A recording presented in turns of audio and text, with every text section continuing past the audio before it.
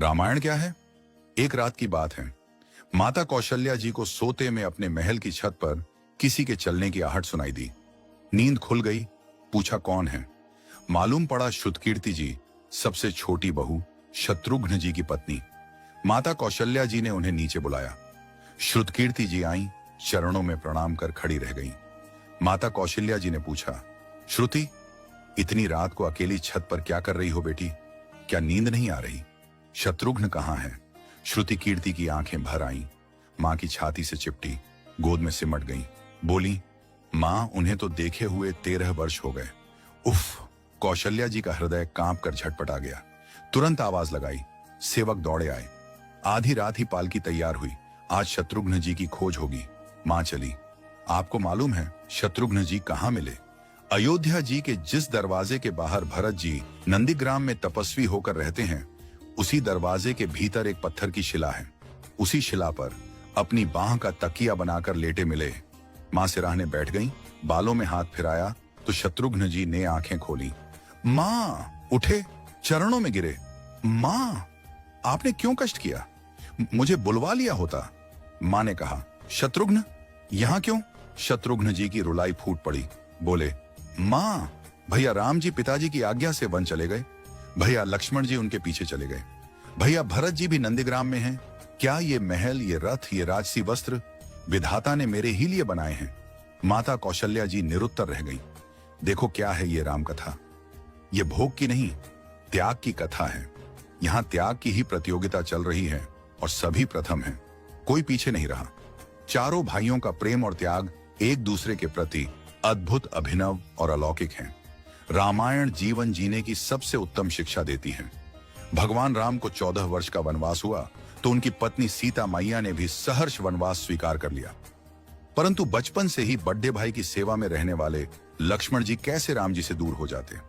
माता सुमित्रा से तो उन्होंने आज्ञा ले ली थी वन जाने की, परंतु जब पत्नी उर्मिला के कक्ष की ओर बढ़ रहे थे तो सोच रहे थे कि मां ने तो आज्ञा दे दी, परंतु उर्मिला को कैसे समझाऊंगा, क्या बोलूंगा उनसे? यही सोच विचार करके लक्ष्मण जी जैसे ही अपने कक्ष में पहुंचे तो देखा कि उर्मिला जी आरती का थाल लेके खड़ी थी और बोली, आप मेरी चिंता छोड़ प्रभु, श्री राम की सेवा में वन को जाओ। मैं आपको नहीं रोकूंगी। मेरे कारण आपकी सेवा में कोई बाधा ना आए, इसलिए साथ जाने की जिद भी नहीं करूंगी। लक्ष्मण जी को कहने में संकोच हो रहा था, परंतु उनके कुछ कहने से पहले ही उर्मिला जी ने उन्हें संकोच से बाहर निकाल दिया। वास्तव में यही पत्नी का धर्म है। पति संकोच में पड़े उससे पहले ही पत्नी उसके मन की बात जानकर उसे संकोच से बाहर कर दे। लक्ष्मण जी चले गए, परंतु 14 वर्ष तक उर्मिला ने एक तपस्विनी की भांति कठोर तप किया। वन में प्रभु श्री राम माता सीता की सेवा में लक्ष्मण जी कभी सोए नहीं, परंतु उर्मिला ने भी अपने महलों के द्वार कभी बंद नहीं किए और सारी रात जाग जाग कर उस दीपक की लौ को बुझने नहीं दिया। मेघनाथ से युद्ध करते हुए जब लक्ष्मण जी को शक्ति लग जाती है और हनुमान जी उनके लिए संजीवनी का पर्वत लेके लौट रहे होते हैं, तो बीच में जब हनुमान जी अयोध्या के ऊपर से गुजर रहे थे तो भरत जी उन्हें राक्षस समझकर बाण मारते हैं और हनुमान जी गिर जाते हैं। तब हनुमान जी सारा वृत्तांत सुनाते हैं कि सीता जी को रावण हर ले गया, लक्ष्मण जी युद्ध में मूर्छित हो गए हैं।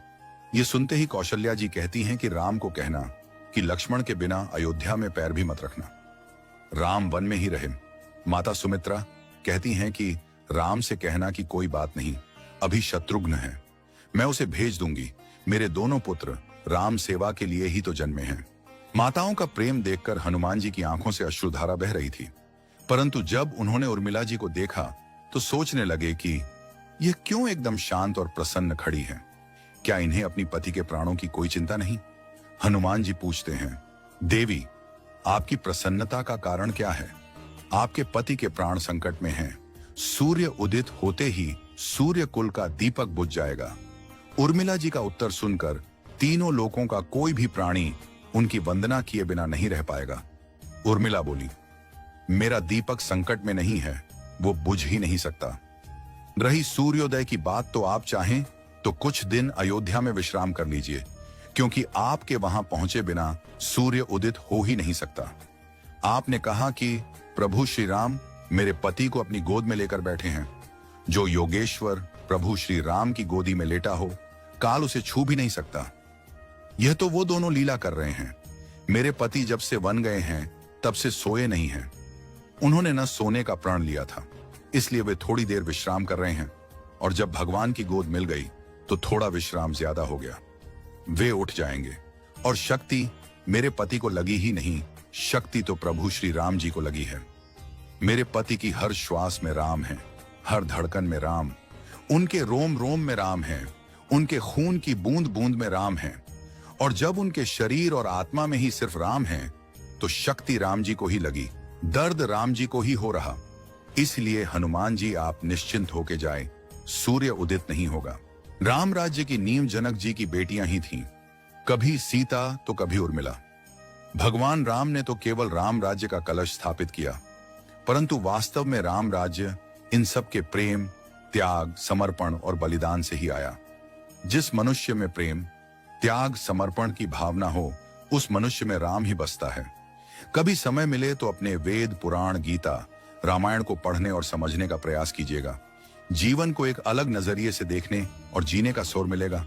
लक्ष्मण सा भाई हो, कौशल्या माई हो, स्वामी तुम जैसा मेरा रघुराय हो, नगरी हो अयोध्या सी, रघुकुल सा घराना हो, चरण हो राघव के जहां मेरा ठिकाना हो त्याग भरत जैसा, सीता सी नारी हो, लवकुश के जैसी संतान हमारी हो, श्रद्धा हो श्रवण जैसी, सबरी सी भक्ति हो, हनुमत के जैसी निष्ठा और शक्ति हो। ये रामायण है, पुण्य कथा श्री राम की। जय जय श्री राम।